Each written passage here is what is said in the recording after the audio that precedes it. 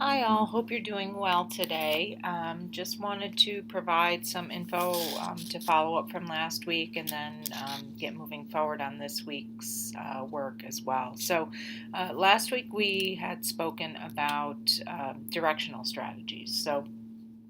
Over the last several weeks, we've spoken about external environment, and then we moved on to internal environment.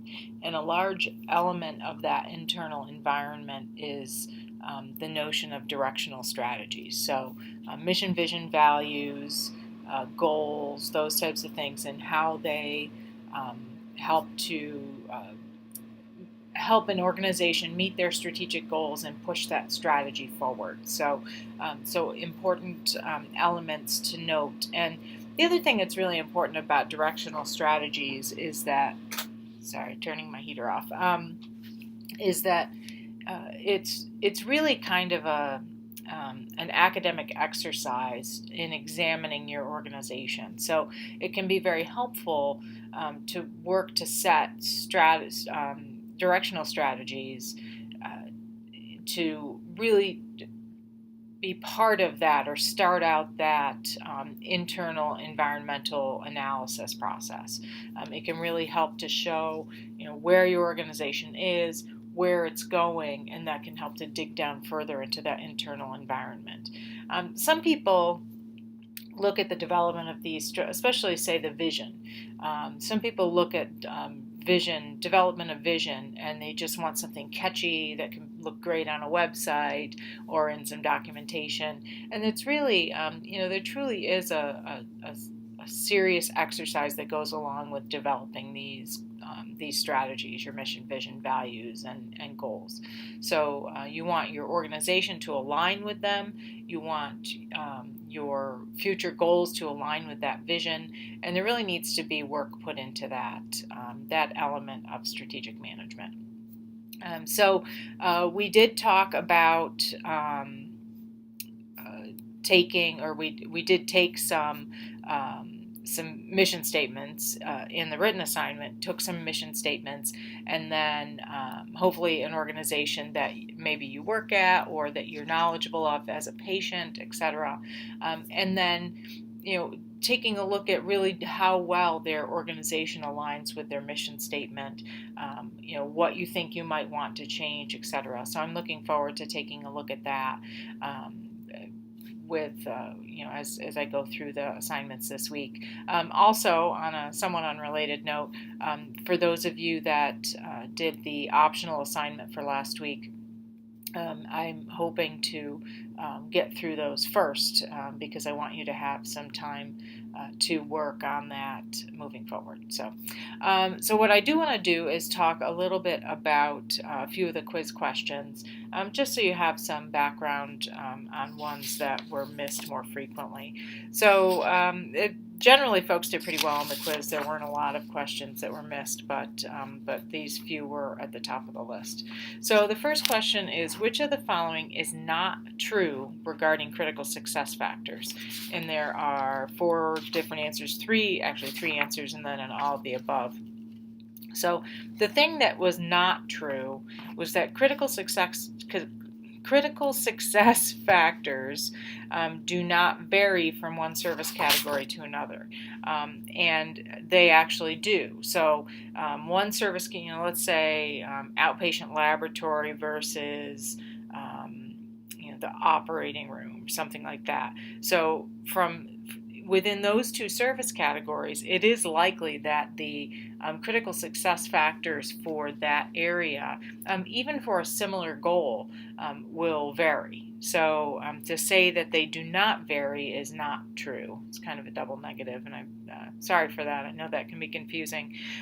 Generally, critical success factors are going to be set the same for each service category. So here are the things that we need to see in order for it to be successful. This is what we need to see. And for each service category, those are going to remain the same. Critical success factors do tend to be similar for all members of a strategic group. So generally, especially in a healthcare organization, we're dealing with the same population. Success factors across that strategic group are likely to be similar, but not necessarily the same. So that's the important caveat there. Next question. Strategic leadership has traditionally focused on mid-level management positions in an organization. This was true or false? The answer to this is false. Generally, strategic leadership has focused on those top-level management positions because that top-level executive buy-in is crucial for the formulation of strategy, for the vision of the overall organization. Those top-level leaders really need to provide buy-in. So if you have a group of middle managers that make all of the decisions with regard to mission, vision, and values, and then your CEO doesn't buy in or your governing board doesn't buy in, then you've got a problem. So it's very important that your top-level leadership is involved. Typically, your middle managers, middle management positions are going to be more focused on the day-to-day operation, whereas your top-level leaders are going to be more focused on the strategy overall and how do you push forward towards your goals. So no, strategic leadership has not traditionally focused on mid-level management positions in an organization. Last question.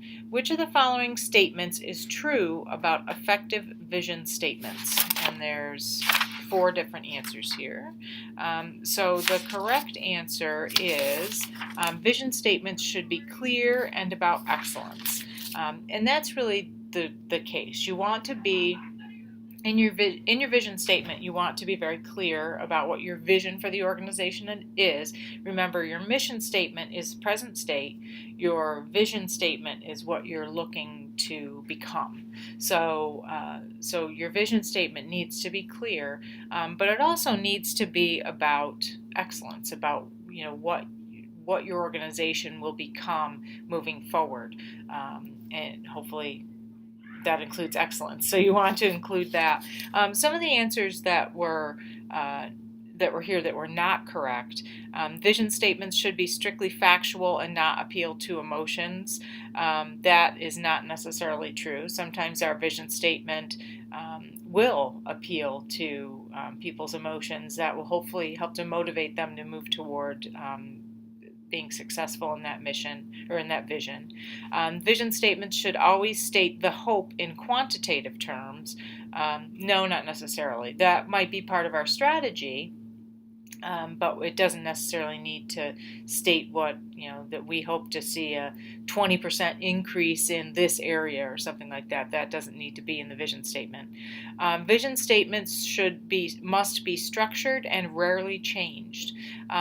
Not necessarily. You can have, based on how you progress towards your goals, healthcare is such a dynamic environment that vision statements can change fairly frequently. And you want to be looking at them. You want to look at your mission and vision and values to make sure that you're progressing toward that goal, or if that's no longer your goal, that you're pulling back on that and making some changes to what your ultimate goal is. So. Important point there. So hopefully you enjoyed that. Many students like that section about mission, vision, values.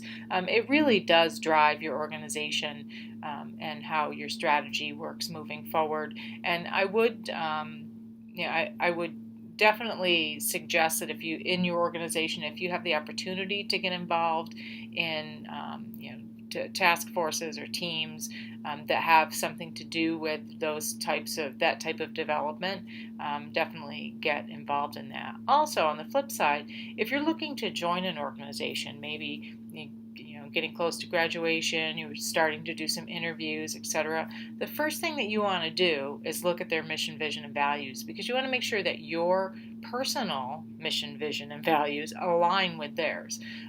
You wouldn't want to go to work somewhere that has a completely different set of values than you do personally. It's not likely to be a good fit for you. So definitely make sure that you look at that when you're getting ready to get out there and maybe look for a higher level position. managerial positions, etc. So that's it for week 5. In week 6, we're going to look at the actual elements of developing alternatives. So, what are different alternatives? How are we looking to adjust? Make adjustments to our strategy, determining what we may decide that there are 5 different alternatives, and determining which is the most appropriate. Looking at a kind of a hierarchy, and how does that process work. So we're going to look at that this week. You also have a down here a case study. So the case study this week is about open heart surgery at Cabarrus Memorial Hospital. So you've got the study itself, then you've got the questions. I have included the self and peer review because this is a group project, and I left the groups the same just for simplicity. As our last group project. So be sure when you submit, again, to please submit both the case study document, and everyone needs to submit their own document, and please submit that self and peer review of the group. And remember that it does impact your grade. So be sure to be participatory in your group, and make sure that you pull your weight with regard to the project. The other thing I will state, because I noticed a bit of this last time, it's a group project. So it's not a project where there's 4 people and there's 4 questions and each person answers a question. They might be a way to start, but the purpose of the group project is for the group to come together to discuss those answers, or maybe work together to answer the questions, and then submit a cohesive document. I did see in the last assignments, some people had just divvied up the questions, plopped their answers in, and submitted it. And that might be a good way to start your group project, kind of divvying up the work in that way. But the point of the group project is teamwork. So the team needs to come together, be it just via email, can be in the classroom. You can use Blackboard Collaborate. You could do a Google Hangout, telephone call, whatever it is that you might want. But come together and agree on your answers for each question. That's really the key to teamwork. So, and this isn't just we do these group assignments not just to be a pain and make everyone have to work in a group, which is hard to do online. That's not the purpose. The purpose is to get you used to working in teams, because no matter where you go to work, you're going to have to work in teams. It's not in those team activities. There may be individual assignments that people work on, but then they all come back together and submit an assignment as a group. So be sure that you're taking that step, that extra time to review those. If you do divvy up answers in that way, come back together and review them, and make sure everyone is on the same page. So that's all I have this week. Please let me know if there are any questions, and I look forward to looking at the outlines or drafts that people submitted if you had wanted me to take a look at that for your final project. And I look forward to seeing everyone in the discussions. Thanks so much.